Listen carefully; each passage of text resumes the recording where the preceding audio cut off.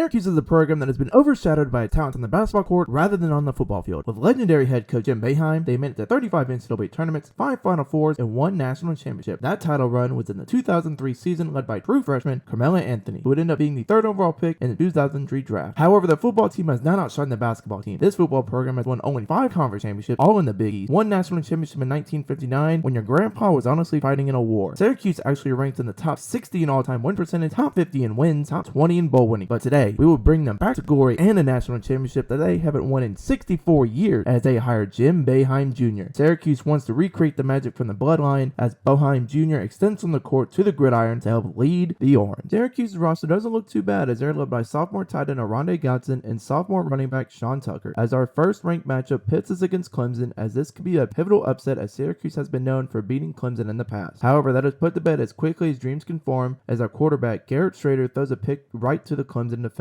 Sean Tucker attempts to recreate hope on this run as he evades all of Clemson's defense on the touchdown run. But yeah, that was nowhere near enough as we got put 50 on us and eventually lost by 2 scores. However, we would be bowl eligible at 8-4 in matchup against Nebraska in the Duke's Mayo Bowl. Our quarterback Schrader starts up this game hot as he hits our best player and tight end Rondae Godson for a touchdown early in the first. The team seemed to fall behind Schrader after the early touchdown as we blew out Nebraska to close out season 1 with a bowl win by a score of 51-23. After closing that game out, we finished the season going 9-4, but we have a ton of seniors leaving, so we have to reload during recruiting. And we did so by bringing the 10th overall class with 1 5-star, 7 4-stars, 11 3-stars for a total of 20 recruits. And season 2's progression looks promising as we may have a couple 99 overalls by the end of the season, and we have a bunch of 90 overalls right now heading into season 2. Our schedule for season 2 includes FCS West, TCU, Louisiana Tech, Notre Dame, Georgia Tech, Boston College, Wake Forest, Maryland, NC State, Florida State, Clemson, and Pittsburgh to cool out before the conference championship week. The season 2 conference outlook predicts us to finish 4th in the ACC Atlantic, but we come in at a 93 overall with 97 offense and a 90 defense. Our first ranked matchup pits us against number 4 Notre Dame in a rivalry game at MetLife Stadium. Down by 2 scores early, we are forced to go for it on 4th and inches if we want a chance at coming back, but Schrader keeps his read option and rumbles down the left side for a gain of 35 yards. Right after that, Schrader connects with Trevor Pino, who puts the corner in a blender and dives across the pylon to cut the lead down to 7. Even though our defense couldn't stop Notre Dame like how Bruce Wayne couldn't stop his parents from passing, we had Jones who hits this nasty spin move, and this sets up Sean Tucker on this nice counter run who weaves in and out of the defense like a 3-man weave in basketball to cut the lead to 1 possession. With 1 shot left for a miracle to happen, Schrader would roll it to the right and launch it deep over the middle for it just to be picked off, sealing the game 34-31 Notre Dame. Despite that tough loss, halfway through the season we sit atop of the ACC Atlantic with a 6-1 record and undefeated record in conference play. Our next key matchup comes against number 8 FSU, and once again finding ourselves down early, Schrader would connect with Maximilian Meng over the middle to put us in the red zone, and Sean Tucker would punch it across to cut the lead back to a 1 possession game. However, this made no difference as Rondae cuts across the safety to make this catch. It's sprinting to the end zone, finding ourselves down by 7 once again. Needing yet another miracle down by 14 later in the 4th, Schrader rolls out to the right and finds Jones, who sets up this block beautifully by the outside receiver, cutting up to the sideline before being tackled down at the 6-yard line, and Schrader would connect with Maximilian yet again to put us down by 7, but they recover the onside kick and we lose yet another heartbreaker to FSU 38-31. Due to that loss, we finished 2nd in the ACC Atlantic to, you guessed it, Florida State, as they go on to compete in the ACC Championship, as we would finish the season 10-3 with a Chick-fil-A Peach Bowl victory over number 13 Mizzou. Now our team may take another hit as we are losing a handful of 90 overall seniors as well as some upper 80s that we have to fill in this offseason. And in season 2, we brought in the 3rd overall class with 2 5-stars, 10 4-stars, and 5 3-stars for 19 total recruits. As season 3 will show some promise as we have 2 99 overalls with Gatson and Tucker, with a 97 overall Marla Lax, with a hoist of others developing nicely. With a bunch of high overall seniors entering this year, I decided to redshirt all seniors as well as freshmen in order to get another year of development and push for a national championship in season 4. Our schedule for season 3 includes Notre Dame, Tulsa, Boston College, Bowling Green, Clemson, BYU, North Carolina, Pittsburgh, Wake Forest, NC State, Florida State, and Maryland. We took a hit in overall as we decided to sit all of our freshmen and seniors, but we're still predicted to finish 2nd in the Atlantic behind FSU once again. But yeah, the season went just as expected. We lost majority of the games and finished 5-7 since we redshirted all the seniors that haven't been redshirted already. And since we redshirted all the seniors who haven't been redshirted already, we didn't lose as many key players. In fact, we only lost 190 overall heading into season 4. And with another another top-ranked class, this one being number 2, our national title hopes look higher than ever. And with the progression, we have 399 overalls, with plenty of other big-name talents with a hunger to bring Syracuse's first national championship since 1959. Our Season 4 schedule includes BYU, Kansas State, Kansas, Florida State, North Carolina, USF, and NC State, Pittsburgh, Boston College, Wake Forest, Clemson, Maryland, following by the conference championship week. Season 4 conference outlook has us finishing last, but we come in at 99 overall across the board, and another top 25 rematch against number 22 Florida State at home as we look for revenge as they beat us 2 years ago to play in the ACC championship. New starting quarterback Troy Fowler picks right where Strader left off as he rolls to the right and hits right in the back of the end zone for a score. This Syracuse team appears to be dominant as Fowler once again hits Alford in the back of the end zone for the second touchdown pass of the quarter, and we inevitably got a revenge by absolutely whacking Florida State 42-13, effectively putting them out of the top 25. And as I was simulating, I glanced up and we suffer a gut-wrenching loss to South Florida. I don't know how we lose this game, but we lost by 2 touchdowns, possibly ruining our chances at a national championship by the end of the season. Finally, after Season 4, we sit atop of the ACC Atlantic at a 9-2 record, undefeated in conference, with our eyes set on the ACC championship game against number 8 North Carolina. If we win, we may have a shot at the college football playoffs as Fowler finds Alfred to put us up early and once again looks for Alfred on the left side with 20 seconds left in the first half, who breaks the tackle and gets out of bounds. This sets up Fowler to deliver once again to Hatcher to score a much needed tutty before halftime. But with our defense only holding North Carolina to a field goal, we needed to capitalize as Pina catches a dime on the sideline to place us on the goal line. John Tucker punching in on this carry as we are finally back within striking distance, and with us finally ahead 42-37, we decided to drain the clock, but Tucker had other plans as he put the safety in the wash machine on his way to seal the game. Tucker and Fowler will lead us to his ACC championship and hopefully add a chance at the playoffs as we upset number 5 North Carolina 49-37. We wouldn't make the playoffs of a 7 seed, but now we have to face the juggernaut in the Crimson Tide. Fowler would connect with his favorite target Alfred, who races down the sideline to put us up in this low-scoring matchup. Now down 24-20 in the fourth, Tucker would take it into his own hands as he races down into Alabama territory. After leading the team to the goal line, Fowler would keep it for himself to score with over 2 minutes to spare. However, the season ends in heartbreak as Bama pulls out a 2-minute drill in order to defeat us 31-27, ending our national championship hopes and dreams. We finished the season 11-3 with our first ACC title, but we were losing some major names this offseason. 595 overall and above players declaring for the draft or graduating. And I forgot to show the signing board of recruits, but as you can see, we signed yet another top 5 class for season 5, and it seems we may have another chance to pull off a natty run in season 5 behind 99 overall and Heisman hopeful Troy Fowler, as well as several other 90 overall players. Our schedule for season 5 includes Baylor, TCU, Akron, Maryland, Clemson, BYU, FSU, bye week, Wake Forest, NC State, Virginia Tech, Boston College, and Pittsburgh. For the first time in 5 seasons, we are actually predicted to finish first in our division as we come in at a 97 overall with a 99 offense and a 93 defense. However, halfway through our season, we are 7-1 with a 4-1 conference record, ranked behind Maryland, who beat us earlier this season. But despite that, we come in at number 5 in the college football playoff poll with hopes of another shot at the 8-team playoffs. We travel on the road to 9 Virginia Tech in a top 10 ACC matchup that will be pivotal on our chances of reaching the conference game and the playoffs. And we start off hot as Fowler keeps the option to score on the first drive of the game. Now up by 2 scores, we pull an exact replica of the previous score to extend our lead to 3 possessions, and we would end up dominating Virginia Tech behind Troy Fowler's extreme Heisman performance. That win wouldn't be enough as the loss to Maryland earlier in the season comes back to bite us, so we have to sit back and hope that our resume is enough to land in the college football playoff. Even though we did not play in our conference game, we did just enough in the regular season to match up against number 4 seed Illinois in the Rose Bowl for the first round of the college football playoff. The rainy affair began with Troy Fowler diming the defense to Sam Henry to give us the lead 7-6, and right before halftime, Allen would take this carry across the paint to give us a bigger lead. And finally, in our 5th season, we would win a playoff matchup, successfully defeating Illinois in the Rose Bowl by a score of 38-26. However, it would appear our doomsday has returned in the form of number 1 seeded Alabama in the second round of the playoffs in a rematch of last year where they ended our season in heartbreak. LeQuint Allen starts off the game with a huge carry, completely fooling the defense with a spin to the outside, but gets hawked down after a gain of 24, and Fowler would keep it for himself once again and give us a 2-score lead over a heavily favored Alabama. But this time we would get on revenge against Alabama as the Orange wins the Orange Bowl, funny enough, by a score of 55-36. The national championship is yet another vengeance matchup as we face number 3 Maryland, who beat us earlier this season. And like clockwork, Fowler would be the goal line king with his legs to give us an early lead over Maryland. As we are pummeling Maryland 42-7, we decide to run a triple option, and Fowler somehow pitches at the bird